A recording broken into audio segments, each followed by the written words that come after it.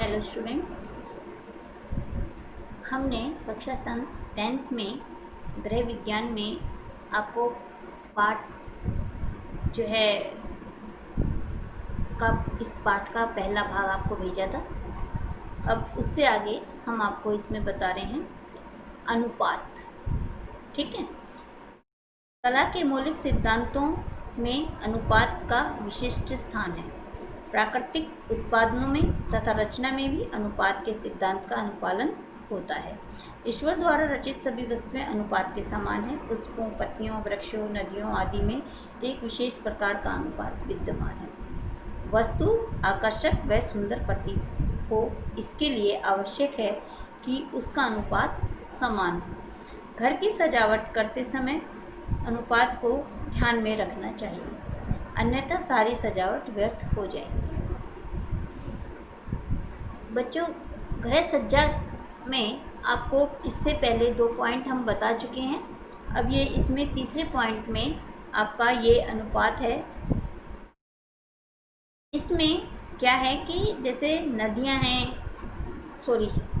पुष्प हैं, पत्ती हैं, वृक्ष हैं, नदियां हैं, ये सब क्या है, एक अनुपात होता है, अनुपात में विद्यमान होती है, यानी और जो इसी प्रकार घर की जो हम सजावट करते हैं उसका भी एक अनुपात होता है। अनुपात रेखा से ऊपर जो है वो जो है उसकी वहाँ की जो सजावट है वो व्यर्थ है। जैसे कहते हैं ना कि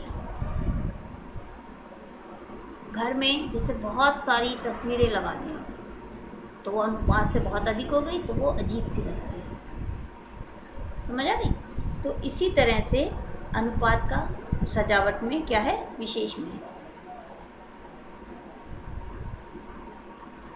अनुपात फिर इसमें 3 अवयव हैं अनुपात के: अनुपात रेखाक्रम, अनुपात में दूरीक्रम तथा अनुपात में माप। अनुपात के इन तीनों तत्वों का संक्षिप्त परिचय इस प्रकार है। पहला है अनुपात में रेखाक्रम। हम जानते हैं कि यदि किसी वस्तु को क्षैतिज रेखाओं के क्रम में व्यवस्थित कर दिया जाए तो वह वस्तु चौड़ी अथवा ऊर्ध्वाकार व्यवस्थित किए जाने पर लंबी प्रतीत होती है। इसी प्रकार गृह रचना में एक ही अनुपात के 2 घरों में यदि एक घर का मुख्य द्वार तथा खिड़कियां ऊर्ध्वाकार हैं तो वह घर ऊंचा प्रतीत होगा। दूसरे घर के मुख्य द्वार व खिड़कियां यदि क्षैतिज क्रम में हैं तो वह घर चौड़ा प्रतीत होता है। मतलब अगर उसकी जो है वर्टिकल में है तो कैसी उसकी जो खिड़कियां हैं, दरवाजे हैं, वो वर्टिकल में हैं तो कैसा प्रतीत होता है, ऊंचा प्रतीत होता है। और अगर वो हॉरिजॉन्टल वे में है तो कैसा प्रतीत होता है, घर चौड़ा प्रतीत होता है। समझ आ गई? गृह सज्जा के में रंगों का क्रम कक्षा के आकार पर निर्भर करता है, कक्षों के आकार पर निर्भर करता है। कमरों की छतें यदि नीची है तो उन पर हल्का रंग करना और दरवाजों पर लंबाकार पर्दे टांगना ठीक होगा। परंतु यदि छतें ऊंची हैं तो उनके दरवाजे भी ऊंचे हैं तो कमरे में गहरा रंग कराना उचित होता है। दरवाजों पर बड़े फूल वाले पर्दे टांगने चाहिए। भारी पर्दे लगाने तथा गहरा रंग करने में कमरा आकृति में छोटा प्रतीत होता है। समझ आ गई? तो मतलब जैसा कमरे का आकार है उसके अनुसार ही हमें उसमें पेंट कराना चाहिए और उसी हिसाब से हमें पर्दे भी लगाने चाहिए। कमरे में रखे जाने वाले फर्नीचर की व्यवस्था भी सोच विचार कर की जानी चाहिए।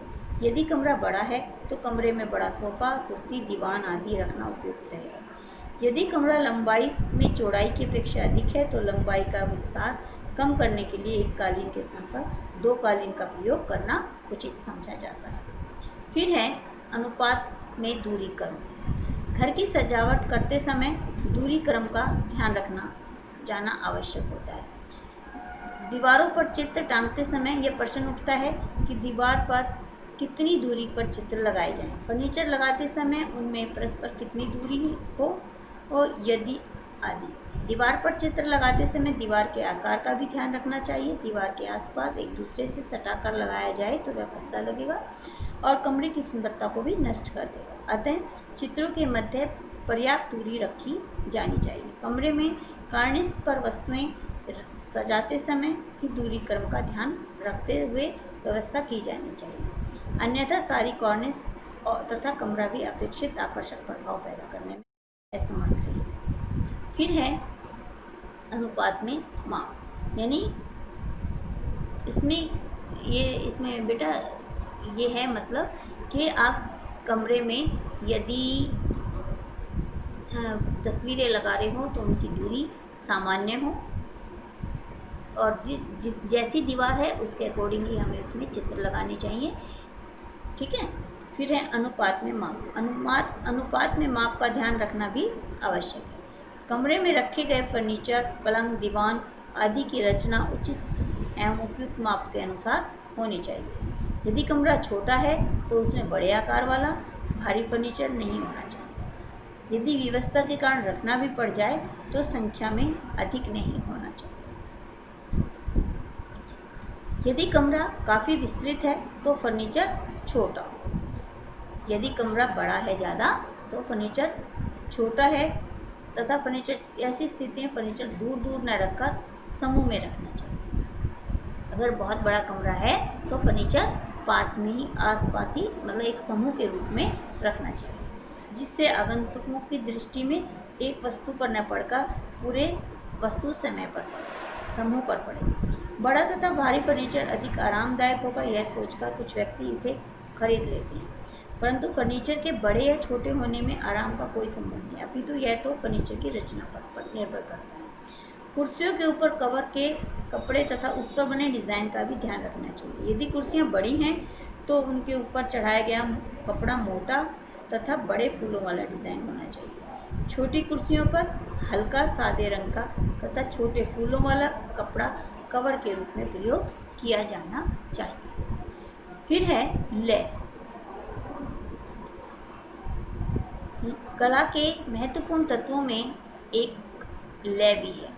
प्रकृति के जड़ तथा चेतन सभी पदार्थों में लय दिखाई देती है। एक लय, एक रिदम होती है हर चीज़ में। प्रकृति में भी आप देखने को मिलती है आपको, जैसे झरनों की कलकल, पक्षियों का कलरव, पर्वतमालाओं में टकराव और हवा की आवाज़, ये सब क्या है? ये प्रकृति वो है,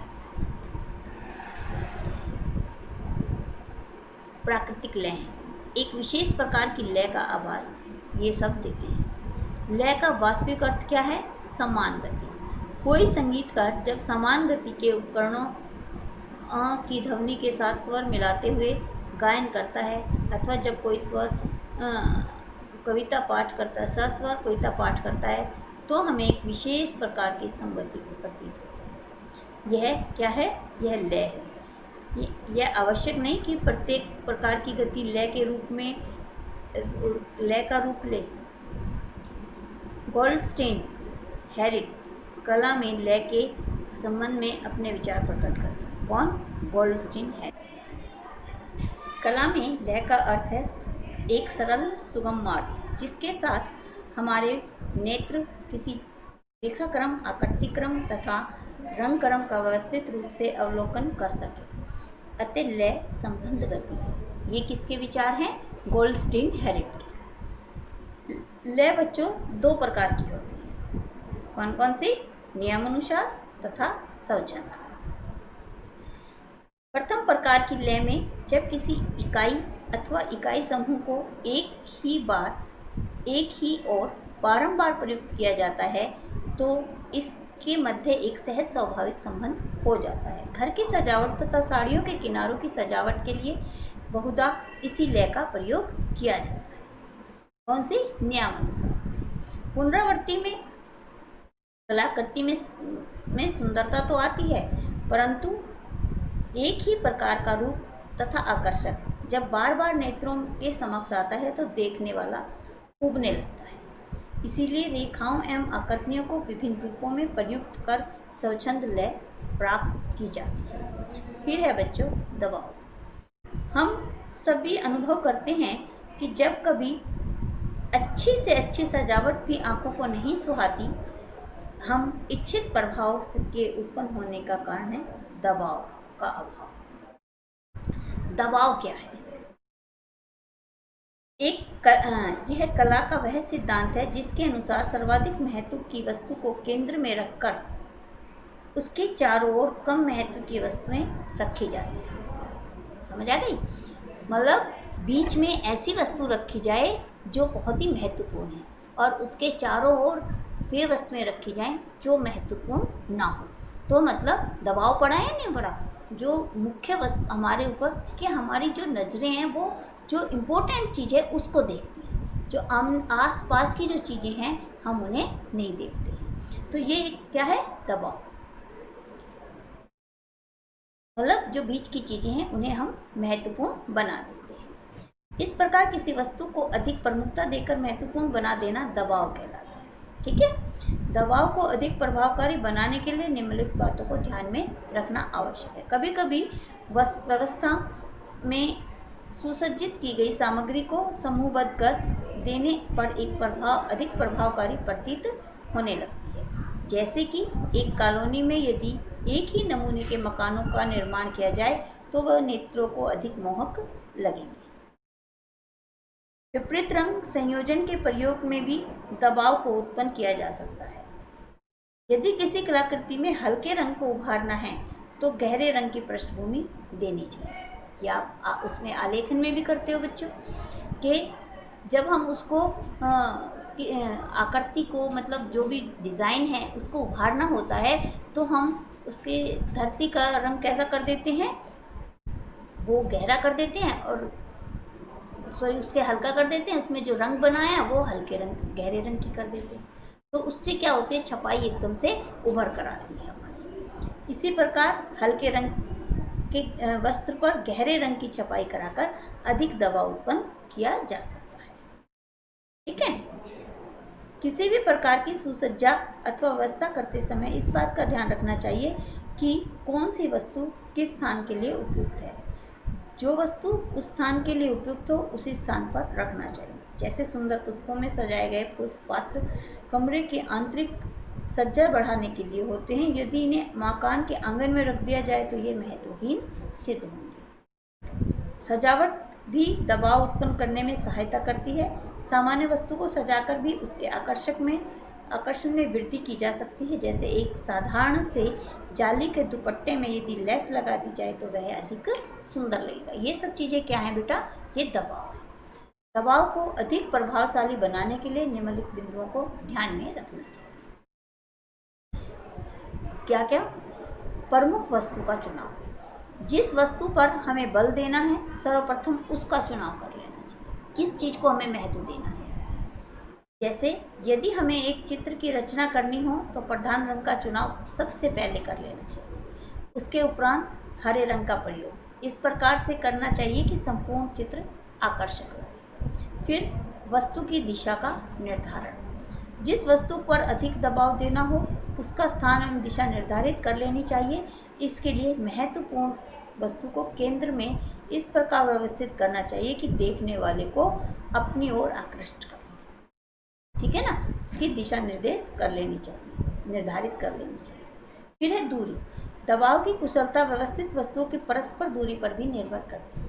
प्रमुख वस्तु को केंद्र में रखकर उसके चारों ओर उपयुक्त दूरी ही पर अन्य वस्तुएं लगाई जानी चाहिए।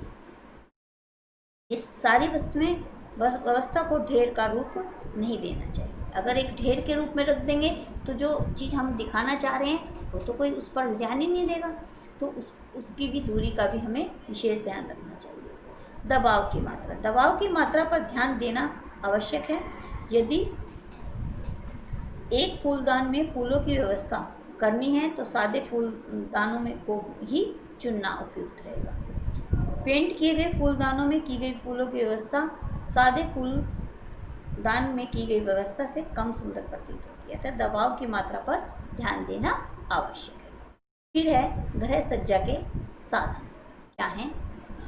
प्रत्येक गृहिणी अपने घर को अधिक से अधिक सुसज्जित करना चाहती है। घर को सुसज्जित करने के लिए विभिन्न साधनों की आवश्यकता होती है। इन साधनों में मुख्य साधन है फर्नीचर, पर्दे, फर्श में बिछावन, दरी व कालीन, चित्र, विभिन्न ऑर्नामेंट्स, रोशनी, मनोरंजन के उपकरण, पुष्प व्यवस्था आदि। ये सब चीज़ों से हम घर को सजा सकते हैं। गृह सज्जा के इन मुख्य साधनों को गृह सज्जा में महत्व और रखरखाव, इनके गुणों आदि का विवरण निम्न।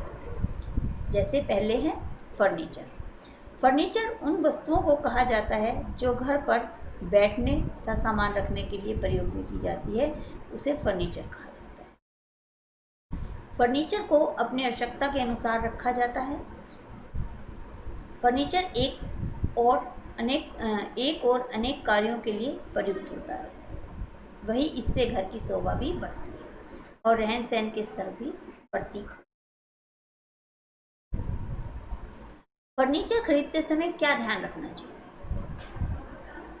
सबसे पहले तो हमें उसकी सुंदरता का ध्यान रखना चाहिए, अपने घर का कमरे का साइज़ का ध्यान रखना चाहिए, बनावट का ध्यान रखना चाहिए और जो फर्नीचर खरीदने के बाद भी उसकी देखभाल करनी चाहिए। मतलब बहुत सारी चीज़ें हैं बच्चों जो हमें ध्यान रखनी चाहिए। इसके विषय में हम डिटेल में अब इसमें पढ़ते हैं।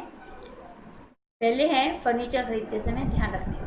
फर्नीचर आजकल काफ़ी महंगा मिलता है, अतः फर्नीचर खरीदते समय विशेष सूझबूझ और समझदारी से काम लिया जाना चाहिए। मुख्य रूप से निम्नलिखित बातों का ध्यान में रखना चाहिए। सर्वप्रथम केवल उपयोगी फर्नीचर ही खरीदना चाहिए, इसकी हमें बहुत ज़्यादा आवश्यकता है। कुछ लोग यदि दिखावे मात्र या स्थान भरने के लिए ही फर्नीचर खरीदते हैं, यह प्रवृत्ति अच्छी नहीं। दूसरा है वह फर्नीचर खरीदना चाहिए जो घर के अनुरूप हो, ठीक है, अर्थात जिस प्रकार का आपको मकान हो उसी प्रकार का फर्नीचर आपको खरीदना चाहिए। तीसरा है सामान्य रूप से फर्नीचर खरीदते समय उसकी मजबूती और गुणवत्ता का ध्यान रखना चाहिए। घटिया अथवा कच्ची लकड़ी का फर्नीचर नहीं खरीदनी चाहिए, ठीक है। फिर है फर्नीचर की पॉलिश तथा रंग रोगन का भी हमें ध्यान रखना चाहिए। सादे डिज़ाइन का फर्नीचर ही लेना चाहिए, नक्काशी और खुदाई वाले डिज़ाइन का नहीं, क्योंकि उसे साफ करने में दिक्कत आती है, ठीक है, जिसके बाद यह भद्दा प्रतीत होता है। अधिक से अधिक भारी फर्नीचर नहीं खरीदना चाहिए, क्योंकि ऐसे फर्नीचर को एक स्थान से दूसरे स्थान पर हटाकर रखना मुश्किल होता है। फिर है फर्नीचर खरीदते समय अपनी आर्थिक स्थिति को भी ध्यान में रखना चाहिए। केवल दूसरों के अनुकरण की भावना से ही अधिक महंगा फर्नीचर नहीं खरीदना चाहिए। फर्नीचर का फैशन भी बदलता रहता है, सुगृहिणियों को सूझबूझ से काम लेना चाहिए। अब है बच्चों फर्नीचर के प्रकार। घर व दफ्तर में विभिन्न प्रयोजनों के लिए विभिन्न प्रकार के फर्नीचरों का इस्तेमाल किया जाता है। इसके लिए भिन्न भिन्न प्रकार की सामग्री में निर्मित फर्नीचरों का प्रचलन है। भारत में मुख्य रूप से लकड़ी, लोहे, वैत, प्लास्टिक आदि के बने हुए फर्नीचर ही प्रयोग में लाए जाते हैं। गद्देदार तथा सनमाइका लगे फर्नीचरों का भी प्रचलन है। फर्नीचर के विभिन्न प्रकारों का संक्षिप्त परिचय इस प्रकार। पहले है लकड़ी का फर्नीचर। सामान्यतः लकड़ी निर्मित फर्नीचर सर्वाधिक लोकप्रिय है। फर्नीचर बनाने के लिए मुख्य रूप से शीशम, देवदार, टीक और आबनूस की लकड़ी अच्छी समझी जाती है। आजकल प्लाईवुड के भी फर्नीचर बनाए जा रहे हैं। फर्नीचर की शोभा तथा स्थायित्व बढ़ाने के लिए इस पर वार्निश की जा सकती है। फर्नीचर बनाने के लिए सदैव पूरी तरह से सूखी हुई लकड़ी का ही प्रयोग करना चाहिए। वर्तमान समय में लकड़ी का फर्नीचर काफ़ी महंगा हो गया है, अतः अन्य प्रकार के फर्नीचर भी लोकप्रिय हैं। तो बच्चों जो लकड़ी का फर्नीचर होता है उसमें पॉलिश वगैरह की जा सकती है। अगर उसकी पॉलिश ख़राब हो जाती है और पहले भी जो है उसको पॉलिश करके ही बेचा जाता है ताकि उसकी सुंदरता अधिक लगे। फिर है लोहे का फर्नीचर। लोहे अथवा लोहे के पाइप से फर्नीचर बनाए जाते हैं। आजकल सभी प्रकार के फर्नीचर हैं उपयोगी हैं, जैसे कुर्सियाँ, मेज, सोफ़ा, फोल्डिंग आदि ये लोहे के बनने लगे हैं। लोहे के फर्नीचर निश्चित रूप से लकड़ी के फर्नीचर से अधिक मजबूत और टिकाऊ होते हैं। इनके टूटने या दीमक लगने का भय नहीं होता। आजकल दफ्तरों में तो प्राय लोहे के फर्नीचर ही प्रयोग में लाए जाते हैं। आग लग जाने पर लोहे के फर्नीचर अधिक खराब नहीं होते। अब तो एल्यूमिनियम के पाइप में भी फर्नीचर बनाए जाते हैं जो लोहे की तुलना में अधिक हल्के और सुविधाजनक होते हैं। फिर है बेंत का फर्नीचर। भारत के कुछ क्षेत्रों में बेंत अधिक पाया जाता है। इन फर्नीचर में बेंत से ही बनाए जाते ये फर्नीचर बेंत से ही बनाए जाते हैं। बेंत में कुर्सियाँ, मेज, रैक, टोकरी, सोफे और अन्य उपयोगी वस्तुएं बनाई जाती हैं। बेंत का फर्नीचर हल्का एवं देखने में सुंदर लगता है। आपने देखा भी होगा बेंत का फर्नीचर। अक्सर हम गार्डन में बेंत का फर्नीचर रखते हैं, उसकी सुंदरता बढ़ जाती है जिससे। फिर है प्लास्टिक का फर्नीचर। वर्तमान युग प्लास्टिक का है। अब हर प्रकार के फर्नीचर भी प्लास्टिक के से बनाए जाने लगे हैं। प्लास्टिक की कुर्सियाँ, मेज, रैक आदि विशेष रूप से लोकप्रिय हैं। प्लास्टिक के फर्नीचर हल्के, सुंदर और सस्ते होते हैं। इसको कहीं भी आसानी से उठा के रखा जा सकता है और साफ़ सुथरा रखना भी सरल होता है। इसे सर्फ से साफ कर दो, ये फिर से नए की तरह चमकने लगता है। फिर है गद्देदार फर्नीचर। आराम की दृष्टि से अब गद्देदार फर्नीचर भी बनाए जाने लगे हैं। गद्दे मुख्य रूप से सोफों, दीवान आदि पर लगाए जाते हैं। ये गद्दे रबर, स्प्रिंग, जूट और रुई आदि के बनाए जाते हैं। इन गद्दों पर रेक्सिन अथवा कपड़े के कवर चढ़ाए जाते हैं। इनके प्रयोग से फर्नीचर की शोभा बढ़ जाती है। फिर है सनमाइका का फर्नीचर। लकड़ी के फर्नीचर की शोभा बढ़ाने के लिए सनमाइका का इस्तेमाल किया जाता है। सनमाइका के फर्नीचर में चमक आ जाती है और सुंदरता भी, क्योंकि जब उस पर सनमाइका, आपको पता है, वो बहुत ही एकदम से सुंदर लगती है देखने में ही। लकड़ी के ऊपर आमतौर पर ये लगाई जाती है। सनमाइका लगे फर्नीचर न तो पॉलिश करवानी पड़ती है और न ही किसी प्रकार का कवर इन पे बिछाना पड़ता है, क्योंकि सनमाइका ही अपने आप में बहुत सुंदर लगती है। अब लेमिनेटेड बोर्ड में भी फर्नीचर बनाया जा रहा है जो अधिक सुंदर और आकर्षक होता है। तो बच्चों, आज यहीं तक। इससे आगे हम अगली वीडियो में आपको बताएंगे।